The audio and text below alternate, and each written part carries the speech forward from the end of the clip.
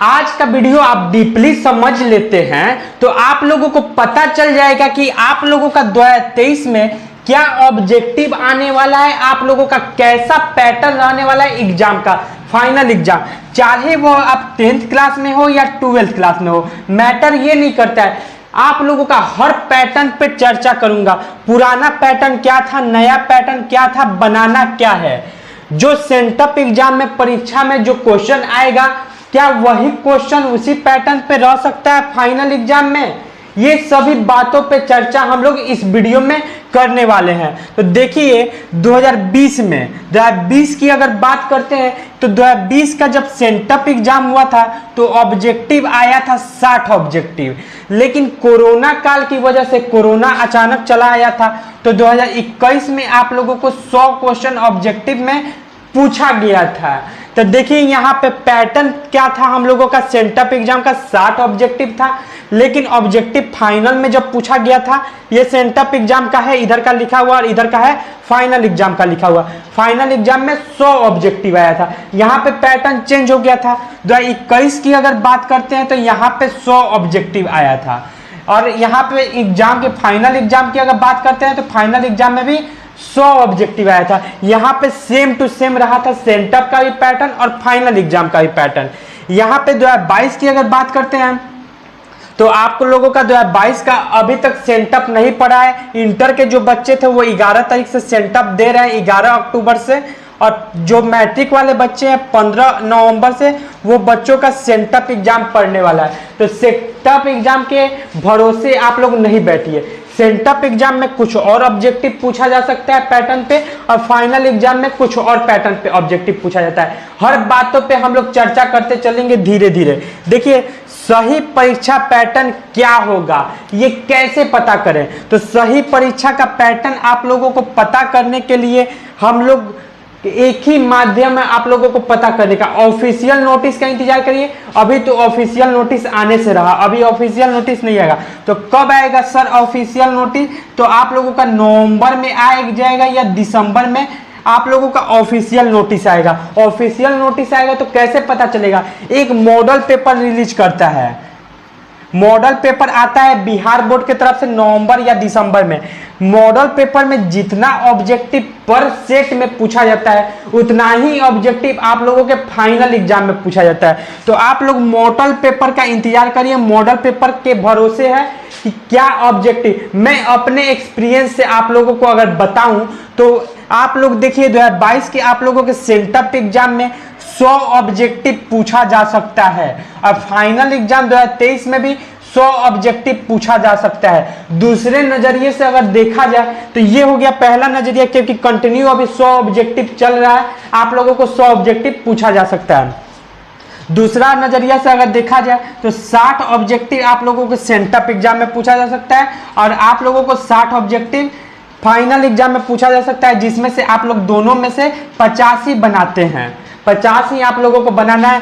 कब क्या कंडीशन में 50 बनाना है, कब क्या कंडीशन में 35 बनाना है, कब कौन सा कंडीशन में 40 बनाना है, इसकी भी चर्चा हम लोग करेंगे। पूरा आप लोग वीडियो पे बने रहिए शांतिपूर्वक। देखिए कोई भी प्रकार का कंफ्यूजन रह जाता हो तो आप लोग कमेंट करके मुझे बताइए कि ये कंफ्यूजन रह गया सर, आप इस कंफ्यूजन को क्लियर करिए, नहीं समझ आया या कोई भी दिक्कत रह जाता हो।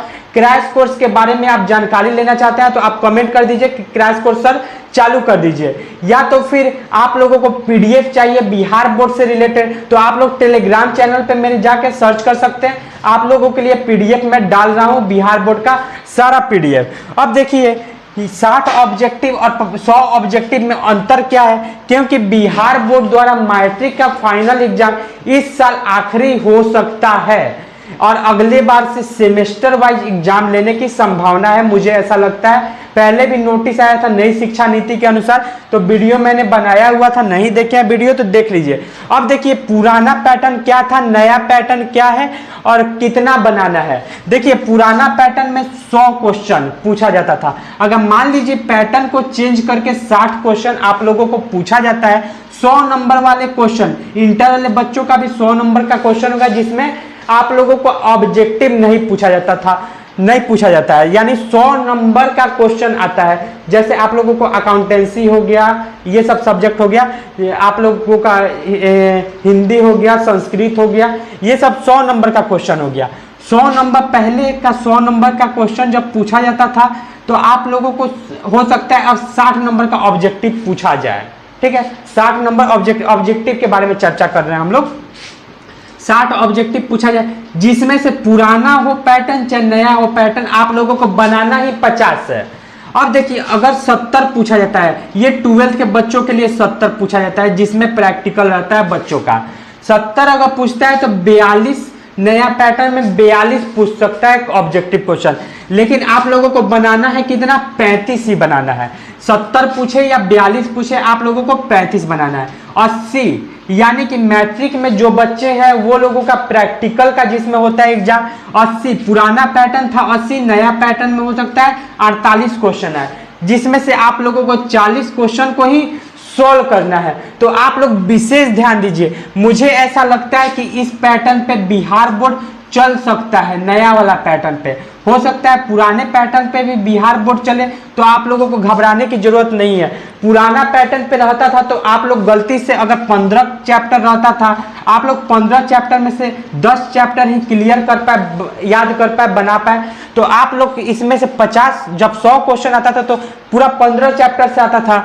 100 नंबर का क्वेश्चन होता था, 100 ऑब्जेक्टिव तो 15 चैप्टर का आता था। लेकिन आप पढ़े हैं 10 ही चैप्टर, तो आप लोग 50 जब बनाना रहता था तो 10 चैप्टर से मैच कर जाता था, आप लोग बना लेते थे 50 क्वेश्चन। लेकिन यहाँ पे आप लोगों के लिए समस्या हो सकता है कि अगर 60 ऑब्जेक्टिव आप लोगों को पूछा जाता है तो आप लोग अगर 10 चैप्टर पढ़ के जाते हैं, किसी कारण से छूट जाता है, तैयारी नहीं हो पाता है, तो आप लोग 50 का 50 ऑब्जेक्टिव नहीं बना सकते हैं। इसके लिए आप लोगों को 15 पूरा का पूरा चैप्टर डीपली पढ़ना पड़ेगा। उसी तरह इंटर वाले बच्चों के लिए पैटर्न है, मैट्रिक वाले जो बच्चे जिसमें प्रैक्टिकल है उनका भी पैटर्न पहले 80 आता था, तो आप लोग क्या करते थे, थोड़ा सा पढ़ के आधा पार्ट पढ़ के चले जाते थे और 40 क्वेश्चन बना के चले आते थे।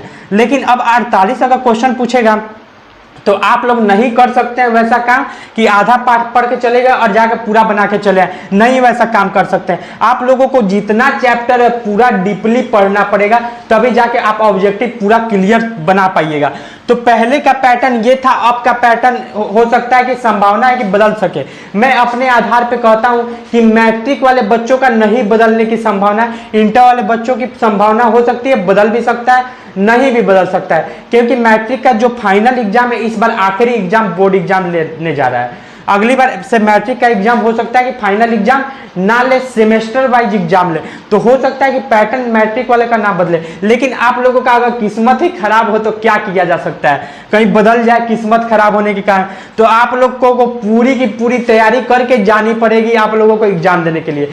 तो अगर पूरी तैयारी करना है तो आप लोग जाके मेरे चैनल को सब्सक्राइब कर लीजिए और वीडियो को लाइक करिए। आप लोगों को कोई भी कंफ्यूजन रह गया हो तो आप कमेंट करके मुझसे पूछिए, सर ये कंफ्यूजन रह गया है, ये समझ नहीं आया, ये पैटर्न आप बतला दीजिए, ये चैप्टर में प्रॉब्लम है, ये चैप्टर का पीडीएफ डाल दीजिए। कोई भी प्रकार की समस्या है तो आप लोग कमेंट करके मुझसे बोलिए कि सर ये समस्या मुझे आ रही है, आप कमेंट करिएगा, मैं सारे कमेंट के सारे बच्चों के कमेंट का जवाब देता हूं।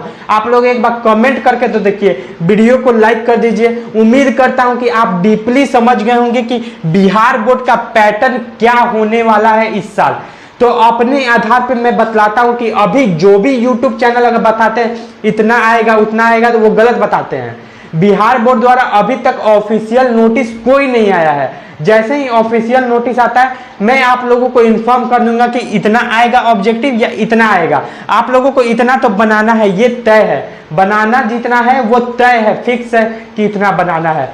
और अच्छा लगा हो वीडियो तो वीडियो को लाइक कर दीजिए, नए हैं चैनल पर तो चैनल को सब्सक्राइब करिए। जय हिंद।